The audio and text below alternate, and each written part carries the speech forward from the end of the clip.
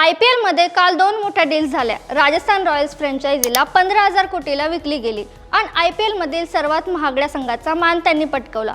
पण हा मान क्षणिक ठरला, कारण RCBलाही नवा मालक सापडलाय। त्यांनी तर विराट कोहलीच्या RCB साठी 16,000 कोटी मोजलेत। आता या दोघांमध्ये फायद्याची डील कोणाची, यावरून चांगलीच चर्चा रंगली।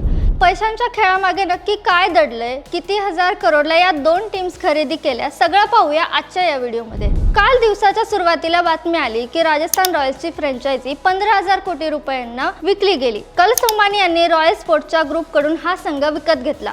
विशेष म्हणजे या 15,000 कोटीच्या डीलमध्ये केवळ IPLची टीम नाही, तर राजस्थान रॉयल्स फ्रँचायझीची मालकी हक्क असलेल्या साऊथ आफ्रिकेची पॉल रॉयल्स, कॅरिबियन लीगची बार्बाडोस रॉयल्स आणि गोल्फ लीगच्या टीमचाही समावेश आहे। राजस्थान रॉयल्सचा विक्रम मोडून काढला तो RCBने। आदित्य बिर्ला ग्रुप आणि टाइम्स ऑफ इंडियाने मिळून RCBला तब्बल 1.8 अब्ज डॉलर्स म्हणजे 16,700 कोटी रुपयांना विकत घेतलंय।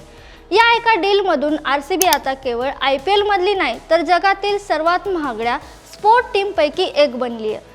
विराट कोहलीची ब्रँड व्हॅल्यू आणि RCBचा अफाट फॅन फॉलोइंग यामुळेच या टीमसाठी इतकी मोठी बोली लावली गेली आहे। IPL संघामध्ये सर्वाधिक ब्रँड व्हॅल्यू RCBचीच आहे आणि ती जवळपास $269 मिलियन इतकी आहे। या क्रमवारीत $146 मिलियन राजस्थान रॉयल्स 7व्या क्रमांकावर आहे।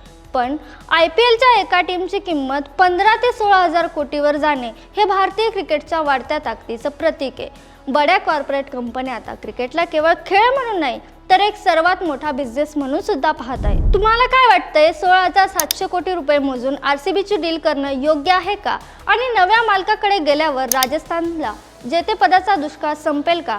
कमेंट्समध्ये नक्की सांगा।